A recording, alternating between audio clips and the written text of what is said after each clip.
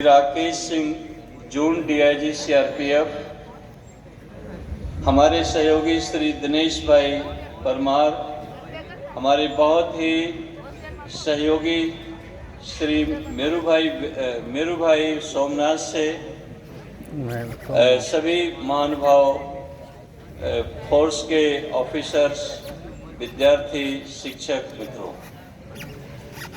हम बहुत आभारी हैं कि आप लोग नागालैंड, मिजोरम, मेघालय, सिक्किम, मणिपुर, वेस्ट बंगाल, बिहार, उत्तर प्रदेश, राजस्थान, पंजाब, हिमाचल, कश्मीर, महाराष्ट्र, राजस्थान, गुजरात और भी यूनियन टेरिटरी से लोग आप पधारे हुए हैं। हम आपके माता पिता को प्रणाम करते हैं, नमस्कार करते हैं कि जिन्होंने हमारे ऊपर विश्वास रखकर आपको हमारे पास भेजा है। हम आपके शिक्षक का बहुत आभारी हैं, उनके प्रति सहृदयता प्रकट करते हैं कि जिन्होंने आपको यहाँ अपने स्कूल की पढ़ाई से अनुमति देकर इस शिविर में भाग लेने के लिए आपको प्रेषित किया है।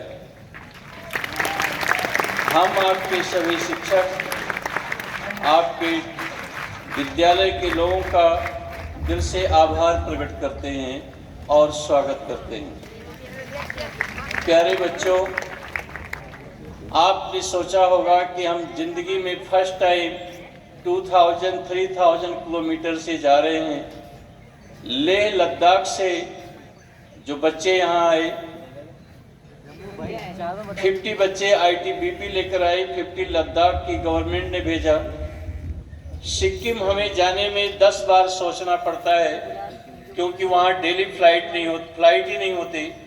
बागडोगरा से 8 आवर बाय रोड जर्नी करके सिक्किम जाना और रोड ब्लॉक होना, वो हम समझते हैं किस मुश्किल से हम गैंगटॉक पहुँचते हैं। और वहाँ पहाड़ियों में से अलग अलग जगह से बच्चों को इकट्ठा करके लाना, हम उनके माता पिता, उनके शिक्षक को प्रणाम करते हैं। नागालैंड, अभी मैं 4 मंथ नॉर्थ ईस्ट में था, वहाँ से किस तरीके से लोगों का जीवन है, वहाँ से लोग को आना बहुत ही डिफ़िकल्ट है। तो हम सभी लोग आप लोगों का स्वागत, सम्मान और आपके अभिभावक के प्रति आभार प्रकट करते हैं। प्यारे बच्चों, यह शिविर हमने क्यों लगाना प्रारंभ किया और इसका हमने क्या प्रयोजन रखा और यहाँ आप आकर के क्या करने वाले हैं, हम कुछ चंद मिनटों में आपके साथ इसे शेयर करने का प्रयास करते हैं। 2002 में हमने ये सोचा, पहले यहाँ पे आश्रम हमारा एक था, यहाँ एक गौशाला थी। 28 दिसंबर 2000 को हमें पता चला कि इस पहाड़ी के पीछे एक संत जी गायों को गर्म पानी पिला देते हैं और गाय मर जाती हैं। मुझे सुनकर के बड़ा शौक लगा। हम उस समय संस्कृत और हिंदी सीख रहे थे। हमको हिंदी नहीं आती थी, हमको संस्कृत नहीं आती थी। तो मैंने किसी से रिक्वेस्ट किया, उनकी एक गाड़ी लेकर के हम यहाँ देखने आए और बहुत दुख हुआ। और हमने यहाँ 5236 काउस की एक गौशाला यहाँ पर आकर के बनाई। और ये सब जमीन पूरा जंगल था। सूरज निकले तो 1 लाख रुपए रोज के यहाँ पे चारा लगते थे। तो हमने जब गौशाला यहाँ पर ऐसे रख दिया, गाय रख दिया, हमने उसकी व्यवस्था करने लगे। आफ्टर 26 डेज गुजरात में कच्छ में अर्थक्वेक, भूकंप आ गया। तो हमने अपने गांव वालों को इकट्ठा किया और सोचा कि अगर हमारे पास कुछ राशि नहीं है लेकिन हम लोग चल करके लोगों की सहायता कर सकते हैं, तो हमारे पास यहाँ 4 ट्रक थी, 4 ट्रक थे उस पर 165 लोग बैठकर हम लोग कच्छ के लिए जाने वाले थे, लेकिन रास्ते में अपने सहयोगियों से बात करना शुरू किया और राजकोट पहुंचते पहुंचते हमने 11 ट्रक राशन इकट्ठा करके और 27 जनवरी को सुबह 5 AM को मॉर्निंग में हम कच्छ भुज में पहुंच गए और वहां लोगों की मदद की। 960 लोगों का हमने वहां लाशें निकाली। लाशें जलाने के लिए लकड़ी नहीं थी, यहाँ कुतियाना से हमने 8 ट्रक लकड़ियों की गाड़ी मंगवाई और 165 ट्रक लोडेड राशन हमने लोगों में डिस्ट्रीब्यूट किया, ब्लैंकेट्स और सारी चीज़ें। फिर 946 विलेज वहाँ डिस्ट्रॉय हुए थे।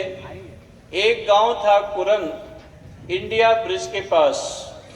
वो गांव के लोग अपनी कुलदेवी को प्रणाम करके गांव छोड़कर वो जाने के लिए सब सामान आदि बांध लिए थे। हमने कहा आप लोग क्यों जा रहे हैं? तो उन लोगों ने कहा कि ये 80 किलोमीटर की रेडियस में मुस्लिम पॉपुलेशन है, यहाँ हमें बहुत तकलीफ होती है। तो हमने कहा यहाँ आपको मुस्लिम से तकलीफ होती है, अंदर जाओगे हिंदू से तकलीफ होगी। तो कमज़ोर आदमी हर जगह तकलीफ उठाता है और शक्तिशाली आदमी दुनिया में हर जगह सम्मान से जीता है। तो अगर सर ऊंचा करके जीना है तो अपने दिल में शक्ति पैदा करो, स्वाभिमान पैदा करो। और ये गांव आपका गिर गया है, इस गांव को हम बना देंगे, आप इसकी चिंता मत करो। हम जो गांव बनाएंगे, इस गांव पर मैं अपना नाम नहीं लिखूंगा, मैं अपने ट्रस्ट का नाम नहीं लिखूंगा, क्योंकि आपकी आने वाली जनरेशन को ये नए एहसास रियलाइज ना हो कि हमारी किसी ने मदद की है। और जो सरकारी सहायता मिलेगी वो आप लोग रखना, हमें नहीं चाहिए। तो हमने एक गांव नहीं, हमने 5 गांव बनाए। कुरन, घोड़पर, खारी, बेढ़ार, खारोड़ा। इसी कच्छ में 5 गांव हमने बना दिए। 17 स्कूल बनाए और साबरकाठा के पोशीना क्षेत्र में हमने 400 कुएं खुदवाए और पोरबंदर इस विस्तार के अंदर सब जगह जगह तालाब और चेक डैम का भी निर्माण कराया। इस काम को देखकर honourable former president doctor APJ Abdul Kalam बड़े प्रसन्न हुए। वो हमारे पास यहाँ आकर के काफ़ी वक्त गुजारे और हमारी से अच्छी दोस्ती रखी। श्री KPS गिल का पूरा हमें आशीर्वाद और स्नेह मिला। जब भी मुझे कोई तकलीफ पड़ी, परेशानी हुई, वो चट्टान की तरह खड़े रहते थे। एक बार हमारे ऊपर काफ़ी कर्जे हो गए थे, उन्होंने 3 दिन के अंदर सारे कर्जे बोले चुका दिया जाएगा और उन्होंने निकाल दिया था, क्योंकि गौशाला के ऊपर या रोज के मीटर डाउन होते थे। खैर एनीवे, सारी मुश्किलों को फेस करते हुए काम कर जनरल जगजीत सिंह अरोड़ा वो यहाँ आए और वो हमारे से काफ़ी प्रभावित हुए काम को देखकर। उन्होंने मुझे ले जा करके एक सोने का कड़ा पहनाया और मेरा सम्मान किया। और वो कड़ा मैं इसके अंदर पहनता हूँ, बाहर नहीं दिखाता हूँ आप लोग को। तो वो जो है वो ले जाकर हमारा सम्मान किया, ऑनर किया। तो मैंने सोचा जब इतने बड़े बड़े लोग मेरा रिस्पेक्ट कर रहे हैं, रिगार्ड कर रहे हैं, तो हमें इथिक्स वैल्यू से अपनी ज़िंदगी जीनी चाहिए। तो मैंने टंकारा, जहाँ हम संस्कृत सीख रहे थे, टंकारा से कुछ लोग यहाँ आए हैं, सबको मालूम भी है कि मैंने वहाँ पर एक फार्मर के खेत पर 1 month only water, no food, no fruit, no milk, only water, पानी पी करके 1 मंथ हमने थिंकिंग किया कि आखिर हमारा लाइफ का उद्देश्य, एम्बिशन क्या होना चाहिए। तो मैंने आचार्य चाणक्य की कौटिल्य अर्थशास्त्र का स्टडी किया। आचार्य चाणक्य का एक सेंटेंस मुझे उसमें मिला कि easy to get success but difficult to maintain it. सफलता पाना बड़ा आसान है, लेकिन उस सफलता को मेंटेन रखना बड़ा मुश्किल है। लोग बहुत ज़्यादा जल्दी जीवन में सक्सेस होते हैं, सफलताएं मिलती हैं, लेकिन उसको मेंटेन नहीं रख पाते हैं। तो मैंने अपने आप से 3 क्वेश्चन किए कि जो भी मैं काम अपने लाइफ में कर रहा हूँ वो किसी रिवार्ड के लिए कर रहा हूँ या सेल्फ सेटिस्फेक्शन के लिए कर रहा हूँ। तो मेरी कॉन्शियस ने कहा नहीं, हमें किसी प्रकार का रिवार्ड नहीं चाहिए, हम सेल्फ सेटिस्फेक्शन के लिए, अपनी आत्म संतुष्टि के लिए काम करेंगे। दूसरा क्वेश्चन मैंने अपने आप से किया, हमें लोगों के नज़रों में अच्छा रहना है या हमें अपनी नज़रों में अच्छा रहना है, ऊपर वाले की नज़र में अच्छा रहना है। और तीसरा क्वेश्चन मैंने ये किया कि जो भी हम काम कर रहे हैं वो किसी के दिखाने के लिए कर रहे हैं या रियल में सर्विस के लिए कर रहे हैं। तो ये सारे क्वेश्चन के आंसर मैंने ढूंढ करके अपने जिंदगी के 5 प्रिंसिपल गाइडलाइन हमने बनाए, जिसमें पहला प्रिंसिपल है, फर्स्ट प्रिंसिपल है कि हम लाइफ में कभी वेल्थ एक्यूमुलेट नहीं करेंगे, जिंदगी में कभी धन इकट्ठा नहीं करेंगे। मेरा कोई बैंक अकाउंट नहीं है, कैन यू अमेजिंग। तो मैंने जिंदगी में कोई बैंक बैलेंस नहीं है, तो जिंदगी में मैंने पहला फैसला किया कि मैं लाइफ में कभी धन इकट्ठा नहीं करूंगा और न ही कोई डिसाइपल, पीए, पीआरओ, असिस्टेंट लाइफ में बनाऊंगा। मेरा जिंदगी में कोई पीए नहीं है, कोई पीआरओ नहीं है, कोई असिस्टेंट नहीं है और कोई मेरा चेला चेली, ये सब कोई नहीं है। मैं जिंदगी में अकेला रहता हूँ, कहीं भी ट्रैवलिंग करता हूँ, हम अकेले जाते हैं और अकेले काम करते हैं।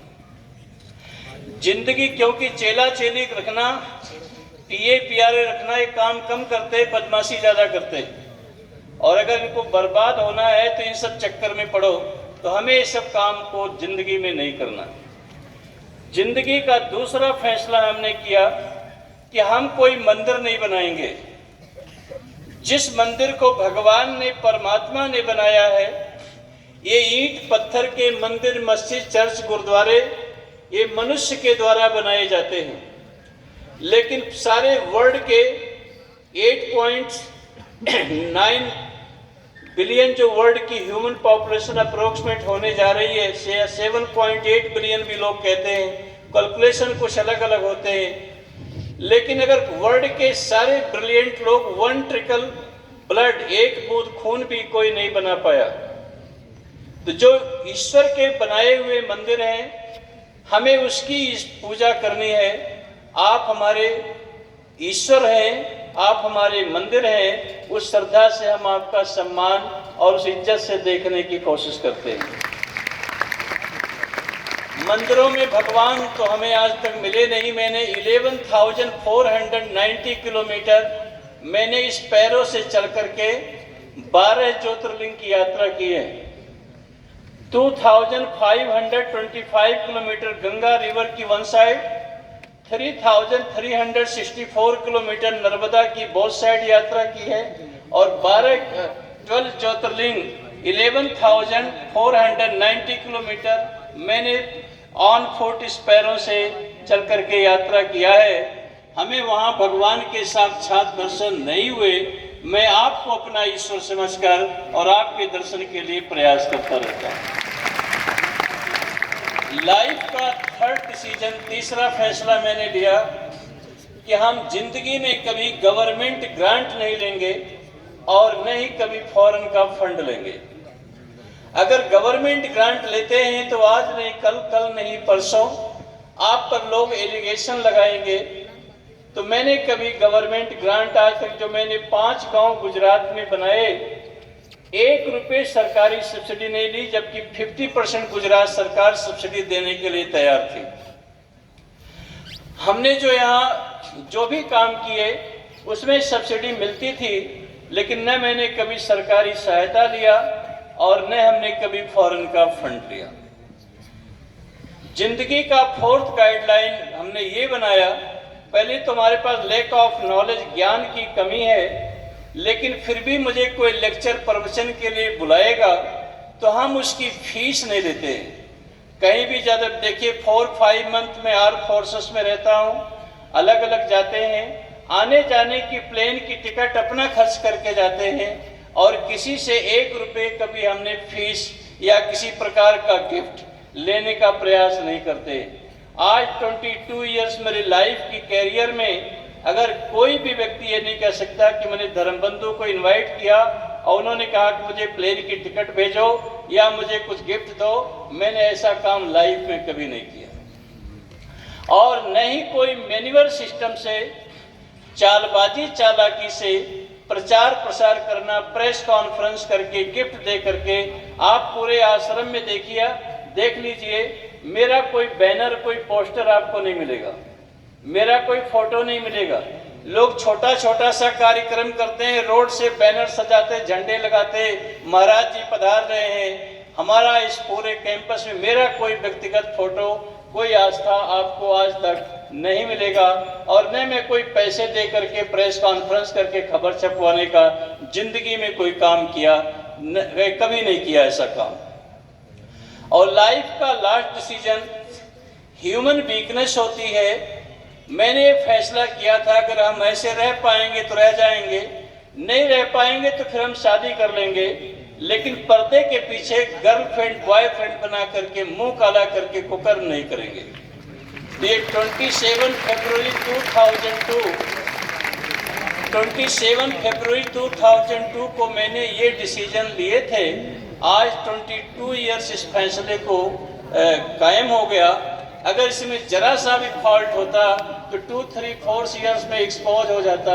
आज 22 इयर्स से इसकी कंटिन्यूटी है। ये आप लोग की ब्लेसिंग है और आप लोग की प्रेयर है। प्यारे बच्चों, आप यहाँ पर इकट्ठा हुए हैं। इस हमारा जो मिशन का उद्देश्य है, इस शिविर का जो उद्देश्य है, एम फॉर राष्ट्र कथा शिविर, इस एम ऑफ राष्ट्र कथा शिविर, इस शिविर का जो उद्देश्य है वो है लव फॉर द नेशन, राष्ट्र के प्रति प्रेम पैदा करना या प्रेम रखना। हम जिस देश में रहते हैं, जिस मिट्टी में हमने जन्म लिया है, हमें उसके प्रति प्रेम करना चाहिए। राष्ट्र के प्रति प्रेम हमें क्यों करना चाहिए? आप देखिए, ये राष्ट्र हमको क्या देता है? सबसे पहले हमें ऑक्सीजन देता है, हमें वाटर देता है, हमें फूड देता है, हमें रहने के लिए प्लेस देता है। अगर ये सब नहीं मिले तो हम लोगों का जीवन चलेगा? जो हमें मिला है उसके प्रति हमें सम्मान करना चाहिए और राष्ट्र के प्रति हमारा आदर भाव बरकरार रहना चाहिए। नंबर 2, नेशनल यूनिटी, राष्ट्रीय एकता। मेरी ये समझ है, जिस देश के नागरिक आपस में मिलकर रहते हैं, एक दूसरे का म्यूचुअल रिस्पेक्ट करते हैं, वह देश स्ट्रांग होता है, वह कंट्री स्ट्रांग होती है। फॉर एग्जाम्पल, हम आपके सामने 2 कंट्री का एग्जाम्पल देते हैं। कोई भी कंट्री रिलीजियस बेस पर, कास्ट बेस पर लॉन्ग टाइम सस्टेनेबल नहीं हो सकती है। इसके लॉट्स ऑफ एग्जाम्पल हिस्ट्री में मिल जाएंगे और दुनिया में हमें देखने को मिलेगा। आप अरब का एग्जाम्पल लीजिए। ये रिलीजियस बेस का एक स्टेट 8 जून 632 में डिक्लेयर किया गया था, लेकिन आगे चल करके ये सस्टेनेबल नहीं हो पाए, ब्रिटिश के गुलाम बन गए और 1922 में जब वो ब्रिटिश से उनको फ्रीडम मिला तो 22 कंट्री में अरब डिवाइड हो गया। जो आज अरब लीग है वो 22 कंट्री के अंदर है। सभी के पास नेचुरल रिसोर्सेस हैं।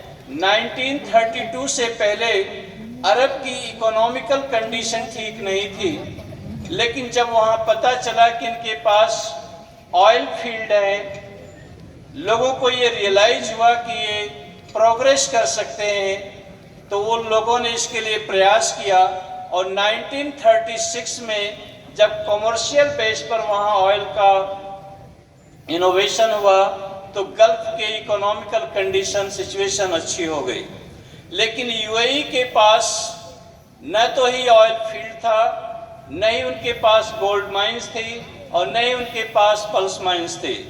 लेकिन यूएई के किंग मोहम्मद बिन राशिद अल मक्तूम ने ये थिंकिंग किया कि हमें रिजिड किस्म की पॉलिसी, रिजिड प्रैक्टिसेस को हटकर हमें ब्रॉड माइंड को रखना होगा, लोगों का रिस्पेक्ट करना होगा। अगर हमें डेवलप करना है तो दुनिया के लिए दरवाजे खोलने होंगे। उन्होंने अरब की रिजिड प्रैक्टिसेस से अलग होकर अपने ब्रॉड माइंड को दुनिया के साथ इंट्रोड्यूस किया, लोगों का रिस्पेक्ट किया, लोगों का ऑनर किया, अदर रिलीजन के रिचुअल प्रैक्टिसेस का रिस्पेक्ट किया और आज यूएई अरब का एक मॉडर्न स्टेट बनकर के हमारे सामने मौजूद है। सेकंड एग्जाम्पल हमारे पास सिंगापुर है। 1958 में जब सिंगापुर मलेशिया से अलग हुआ तो उनके पास कोई नेचुरल रिसोर्सेस नहीं थी। वहाँ पर्टिकुलर एक कम्युनिटी, पर्टिकुलर किसी एक सेक्ट के लोग नहीं रहते थे। वहाँ डच थे, हान थे, थाई थे, हिंदू तमिल थे, कुछ यूची थे, अदर कम्युनिटीज के लोग थे, मुस्लिम थे। लेकिन उनके लीडर ली कुआन यू ने सबको एक साथ रहने की सलाह दी, सबको लीड किया और 1958 में सिंगापुर ने एक स्लोगन दिया, ये सिंगापुर क्या होगा, the ideal city of Calcutta. Singapore को हम इंडिया का कलकत्ता एक दिन जरूर बनाएंगे।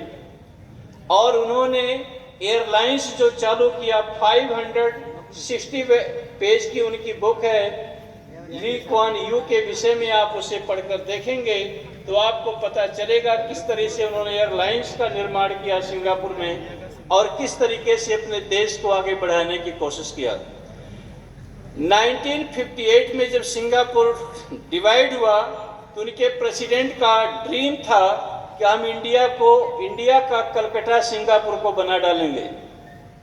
बट 2018 में कलकत्ता से चीफ मिनिस्टर सिंगापुर जाती हैं और वहाँ एक स्लोगन देती हैं कि मैं कलकत्ता को कभी सिंगापुर बनाऊंगी। ये डिफरेंस क्यों हुआ, ये सक्सेस क्यों नहीं मिली? चूंकि उन्होंने ली कुआन यू ने सिंगापुर के 3 पिलर रखे। नंबर 1 मेरिटोक्रेसी, मेरिट का रिस्पेक्ट करना। नंबर 2 प्रैग्मैटिज्म, आदमी की जिसकी कैपेबिलिटी है उसका रिलेवेंट को प्रमोट करना। और नंबर 3 ऑनेस्टी, ईमानदारी। ये 3 पिलर के बेस पर सिंगापुर आज दुनिया के लिए एक एग्जाम्पल बन चुका है। वहाँ कोई भी अपार्टमेंट बनते हैं तो पर्टिकुलर एक कम्युनिटी के लोग नहीं होते। उस अपार्टमेंट के अंदर हान भी होंगे, यूसी भी होंगे, थाई भी होंगे, हिंदू भी होंगे, मुस्लिम भी होंगे, मिल करके रहना, learning to live together and achieve social cohesion. इस पॉलिसी से लेकर सिंगापुर आज दुनिया के लिए एक एग्जाम्पल स्टेट हमारे सामने है और वहाँ पर किसी प्रकार का डिस्क्रिमिनेशन नहीं है और किसी का प्रमोशन वहाँ नहीं किया जाता है। 22% मुस्लिम सिंगापुर में है, लेकिन किसी भी मॉस्क में लाउड स्पीकर नहीं होता है, कोई लेडीज के बॉडी पर बुर्का नहीं होता है, कोई दाढ़ी ऐसा रख करके टोपी लगा करके डेमोस्ट्रेट नहीं कर सकता है। वो सब के लिए एक कॉमन यूनिफॉर्म है और सब के लिए एक कॉमन ड्रेस है।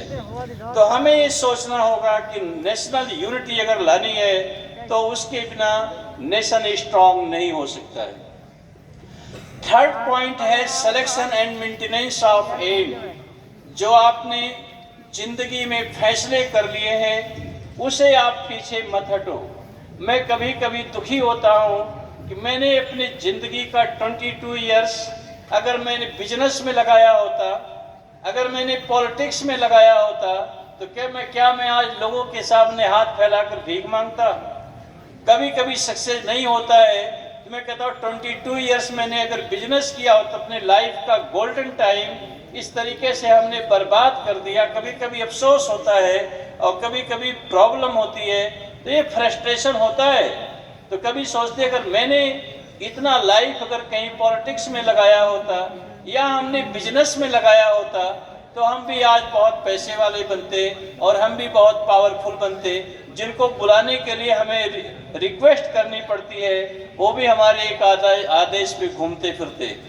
तो कभी कभी ऐसा दिल में फीलिंग जरूर होती है, लेकिन जो हमने फैसला किया कि हमारा वो रास्ता नहीं है तो कभी हम इससे हटने की कोशिश नहीं करते और उस पर हम चाहे कितनी भी तकलीफें आ जाएं, कितनी भी परेशानियां आ जाएं, उस पर हम अटल रहते हैं और सिद्धांत को फॉलो करने की कोशिश करते हैं। प्यारे बच्चों, इस शिविर का मुख्य उद्देश्य है स्ट्रेंथन ऑफ कैरेक्टर, चरित्र की मजबूती। तो चरित्र की मजबूती के लिए हमारे लाइफ में ऑनेस्टी होनी चाहिए। ऑनेस्टी इन एक्शन, हमारे कर्म में ईमानदारी होनी चाहिए। ऑनेस्टी इन कैरेक्टर, हमारे चरित्र में ईमानदारी होनी चाहिए। ऑनेस्टी इन ड्यूटी, हमारे कर्तव्य में ईमानदारी होनी चाहिए। हमने एक बहुत बड़ी शिक्षा हमारे एक बहुत बड़े आदरणीय एक सीनियर आईएएस ऑफिसर हैं एसके पालीवाल साहब से सीखा था। उन्होंने मुझे समझाया कि Swami ji, you should not only be honest but also appear to be honest. हमें ईमानदार होना केवल पर्याप्त नहीं है, परंतु ईमानदारी हमारे आचरण में दिखाई पड़नी चाहिए। तो हमें वो ईमानदारी हमारे कैरेक्टर में ऑनेस्टी हो, हमारे एक्शन में ऑनेस्टी हो और हमारे ड्यूटी में ऑनेस्टी हो। तो इसलिए हमें इस पर ध्यान देने की ज़रूरत है और यहाँ इसकी शिक्षा दी जाती है। और इसके बाद सबसे इम्पोर्टेंस इसका उद्देश्य है अवेयरनेस ऑफ रिस्पॉन्सिबिलिटी। हमारी जो जिम्मेदारी है उसके प्रति अवेयरनेस लाना। हमारी नेशन के प्रति क्या रिस्पॉन्सिबिलिटी है, हमारी फैमिली के प्रति क्या रिस्पॉन्सिबिलिटी है, हमारी सोसाइटी के प्रति क्या रिस्पॉन्सिबिलिटी है, हमें इसके प्रति अवेयरनेस लाना। आप लोगों में सुनेंगे स्पीच, आपको समझ में आएगा। इसके साथ प्यारे बच्चों, एक्सपोजर टू सिक्योरिटी, सुरक्षा के विषय में आपको ज्ञान मिलेगा। एक्सपोजर टू फॉरेन पॉलिसी, विदेश नीतियों के विषय में आप जानेंगे। Exposure to economy, economic issues, आप इकोनॉमिक इशूज़ के विषय में समझेंगे। Nature conservation and social cohesion के विषय में आप जानेंगे। और मेन थीम इसका है learning to live together and achieve social cohesion. साथ मिलकर रहना सीखो और एक दूसरे का सम्मान करना सीखो। नागालैंड के लोग तमिलनाडु वालों से मिलेंगे, कर्नाटका के लोग सिक्किम के लोगों से मिलेंगे, राजस्थान के लोग अलग अलग राज्यों से मिलेंगे। तो एक आपको देश को समझने का, सोचने का आपको मौका मिलेगा। लेकिन ये सब काम करते हुए हमने जिंदगी में बहुत से लोगों को खो दिया। उसमें हमने जो सबसे मुख्य लोगों को जिंदगी में खोया है, जो हम कभी इसे भूल नहीं सकते और लाइफ में इसे हम मिटा नहीं सकते। कभी जब भी मैं कुछ लिखूंगा तो इनके विषय में जरूर याद करूंगा। 28 दिसंबर 2000 को जब मैं इस गांव में आया था तो जिसके घर में मैंने फर्स्ट रोटी खाई थी वो थे, उनका नाम था मनु भाई। वह भी आज 1 महीने के अंदर हमारे बीच से चले गए। वो आज हमारे बीच नहीं रहे। इन गांव के, उनके परिवार के लोग कुछ मुद्दे पर हमसे नाराज हुए, यहाँ आश्रम में नहीं आते थे। लेकिन मनु भाई अपने परिवार वालों को छोड़कर वो हमेशा यहाँ आते थे और अपने काम में, यहाँ आश्रम के काम में हाथ बटाते थे।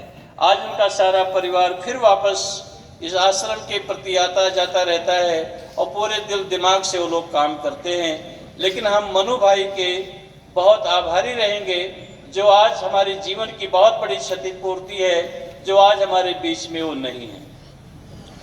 दूसरा, हमारे जिंदगी के सबसे बड़े जो पिलर, आधार स्तंभ थे, जिन्होंने हमारे जिंदगी को बनाने के लिए बहुत बड़ा काम किया, 2008 से लेकर आज तक वो हमारे सपोर्ट में स्तंभ की तरह खड़े रहे, वो थे लेफ्टिनेंट जनरल रणधीर कुमार मेहता।